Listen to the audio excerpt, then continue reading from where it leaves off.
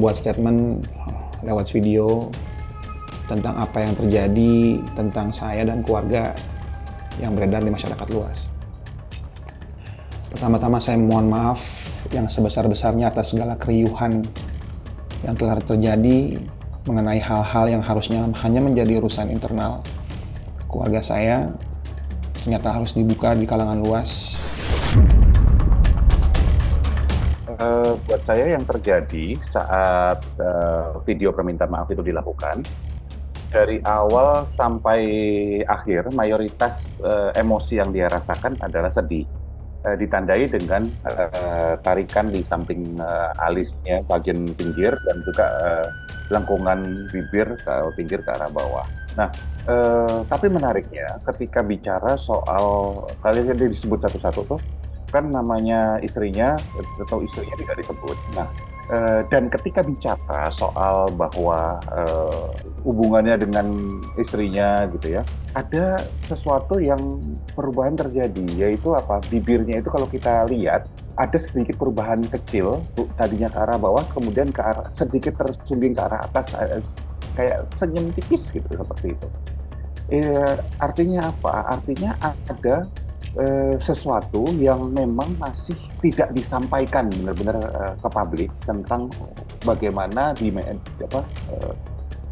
dinamika hubungan antara Virgon dengan Inara, dan itu adalah sesuatu yang buat saya memang sangat personal, karena artinya Virgon juga menutupi apa yang terjadi di antara mereka. Bahwa Virgon melakukan kesalahan, ya, bahwa kesalahan itu tidak cuma sekali, sepertinya kita sudah tahu fakta-fakta tersebut gitu. Namun ada sesuatu yang menyebabkan Virgon menjadi seperti itu, dinamika mereka seperti itu adalah hasil dari interaksi Virgon dengan Inara, yang dimana kita nggak bisa menyalahkan salah satu pihak. Satu, karena kita nggak tahu data-data lengkapnya, fakta-fakta lengkapnya. Kedua, itu benar-benar sangat personal di antara mereka. Bisa saja urusannya hubungannya dengan dapur, kasur, sumur, istilahnya gitu kalau di istilah tradisional ya. Hubungannya dengan finansial, hubungan dengan kemudian interpersonal mereka, kemampuan mendengarkan, support dan sebagainya. Nah, itu dua-duanya bukan kesalahan salah satu orang, tapi bahwa perselingkuhan itu artinya adalah pelanggaran komitmen, iya, itu kesalahan Virgon. Ya, itu yang bisa dilihat dari video yang ditampilkan ketika dia menyatakan permintaan maaf. Saya menyesal dengan benar, sudah menyelesaikannya dengan benar. Saya malah melarikan diri nih, dan malah mencari kenyamanan di luar. Bisa, kalau ditanya apakah bisa air mata buaya, bisa, sangat bisa memungkinkan untuk itu. Namun, ada namunnya. Air mata itu didukung nggak dengan kemudian ada bahasa nonverbal lainnya. Bahasa nonverbal itu apa? Misalnya tarik alis, gerakan pinggir bibir, gerakan bibir, gerakan mata, itu kan juga harus sinkron. Nah, yang sinkron di antara semuanya adalah bahwa dia memang saat itu merasa sedih.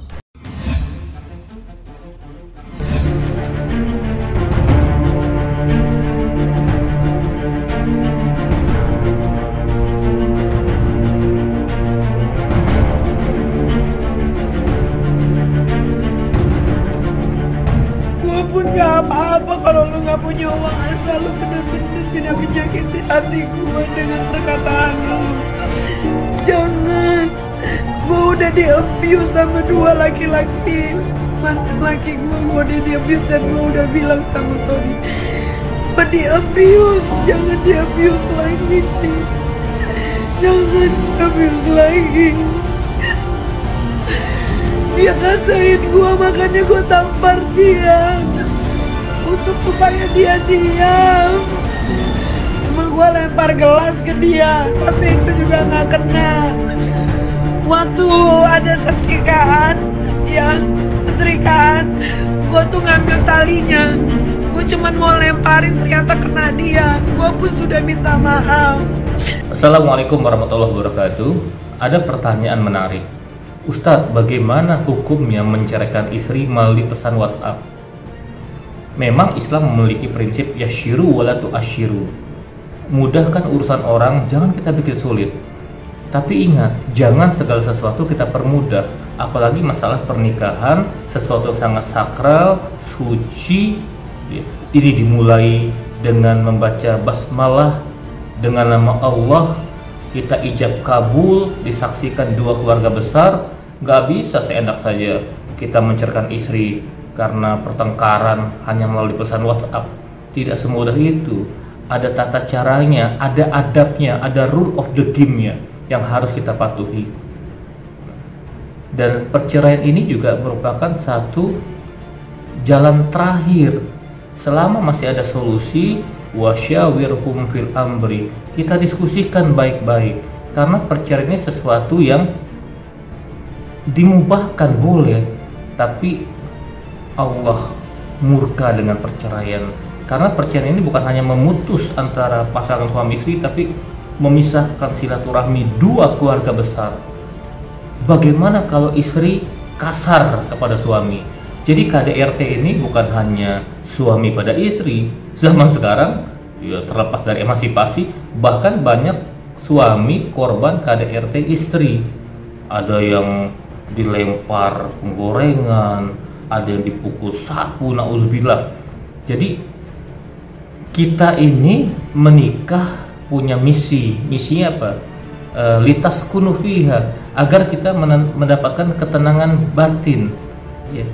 Jadi seperti rumah tangga Rasulullah di rumah yang begitu sempit mampu berkata, baiti jannati, rumahku itu bagaikan surga bagiku. Litaskunu, jadi agar menemukan ketenangan batin.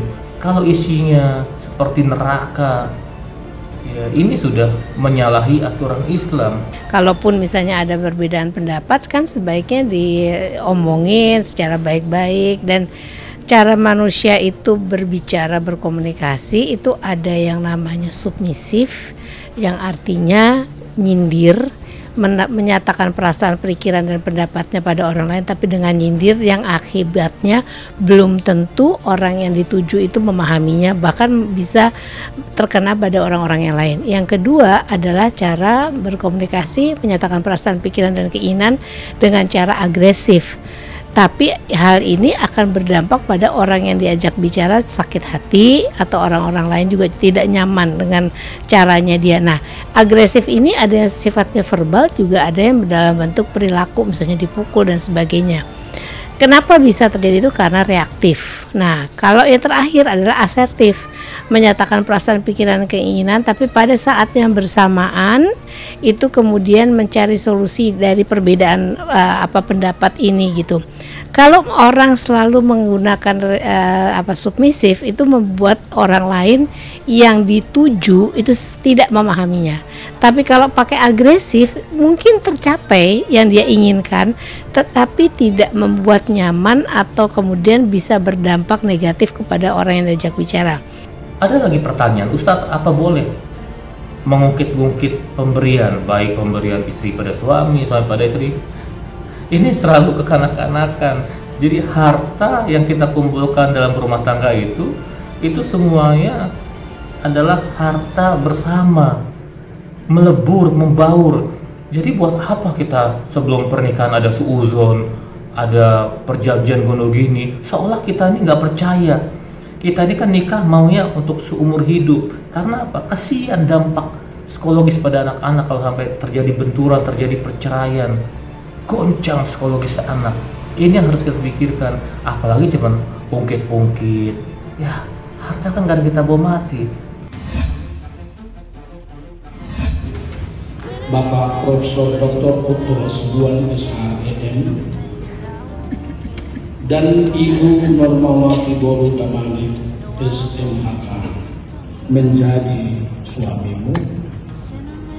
Ya, dengan segenap hati, jiwa dan kekuatanku, aku mengasihi Yakub Putra Hasibuan dan menghendakinya untuk menjadi suamiku. Jessica Mila Agnesia Damani, masih adakah hubungan dan janjimu dengan laki-laki yang lain? Tidak yang ada. dapat, yang hampir pernikahan ini untuk berumah tangga. Kedua, sebagai keluarga Kristen yang benar, kami harus saling mengasihi. Ketiga, kami tidak akan bercerai kecuali oleh karena kematian, sesuai dengan asas Kuria Kristen Batak Protestan HKBP. Saudara Jessica Milagnesia, kenakanlah buah cincin ini di jari calon suamimu sebagai tanda kasih dan kesetiaanmu kepada.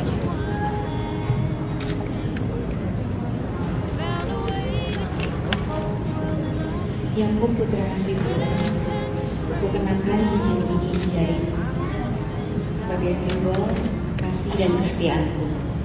Aku berjanji untuk selalu setia padamu dalam suka maupun duka, di waktu sehat ataupun sakit, di waktu kaya ataupun miskin, di waktu muda maupun setelah tua nantinya. Aku berjanji akan selalu menghormatimu seumur hidupku. Demikianlah janjiku di hadapan Tuhan dan jemaat.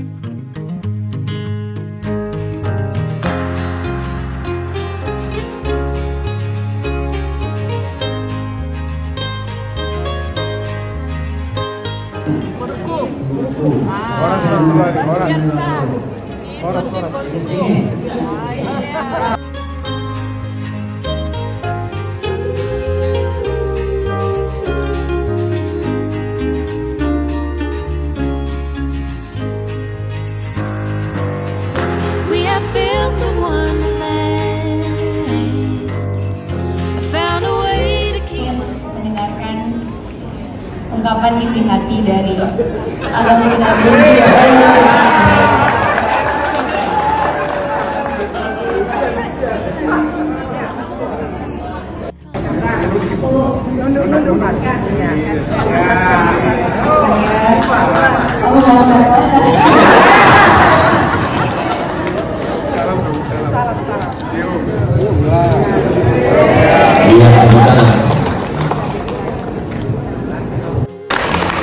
Semoga bisa menjadi teman saya sampai seumur hidup saya dan bisa menjadi teman, menjadi teman Tuhan. Iya, pastinya karena kan emang biasanya kalau misalkan orang suku Batak gitu kan memang sangat mementingkan adat gitu kan. Jadi pasti pakai adat sih. Dan aku juga emang dari dulu pengen sih ada adat gitu karena kan Indonesia kaya banget ya akan suku budaya adat yang menurut aku perlu juga untuk kita lestarikan gitu. Hari ini rangkaian kedua di gereja KBP ini namanya martupol. Martupol itu sebenarnya pranikah. Nah, jadi kalau di jemaat di gereja itu kan begini, kalau ada orang mau kawin, di-announce dulu kepada jemaatnya semua publik.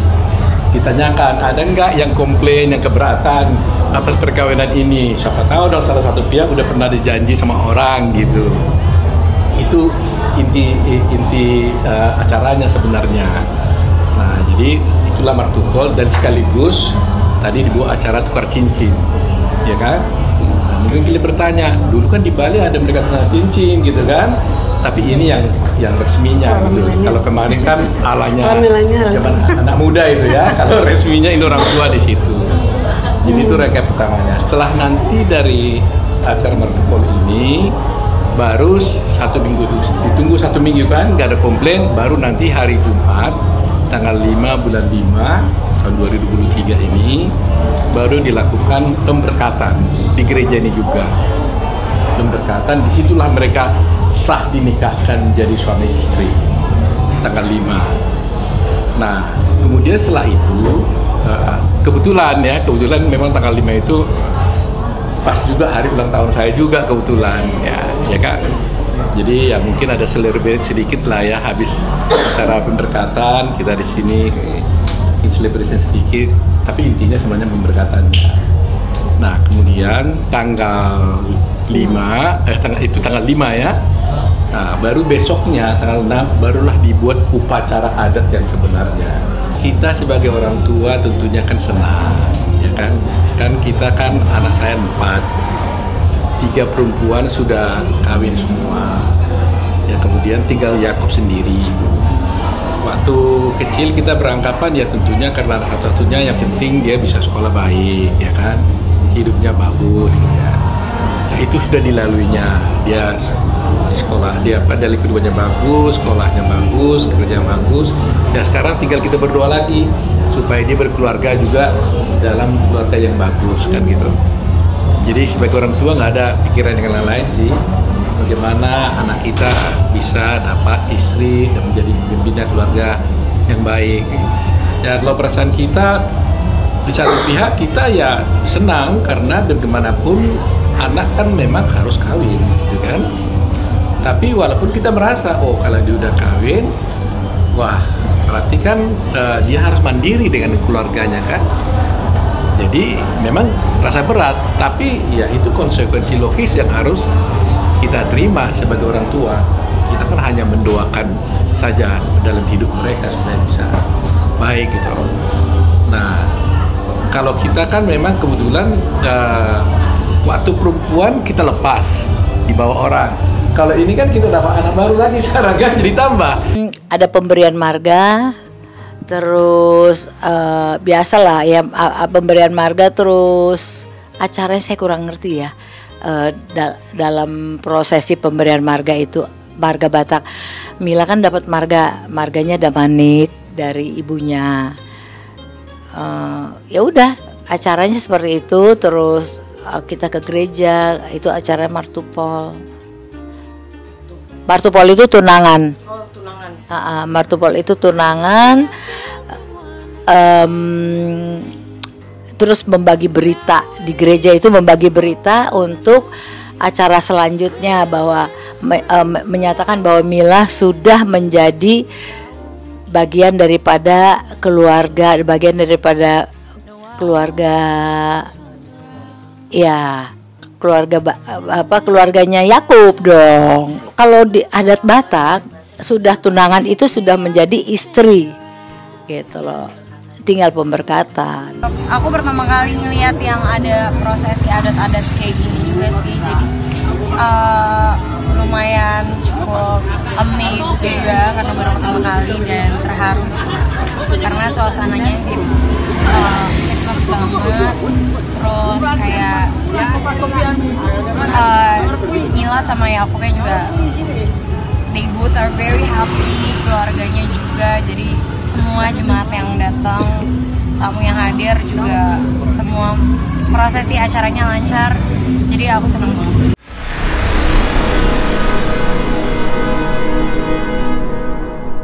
Jadi jangan lupa untuk subscribe Cumi Cumi, ditekan ya tombol lonceng merahnya.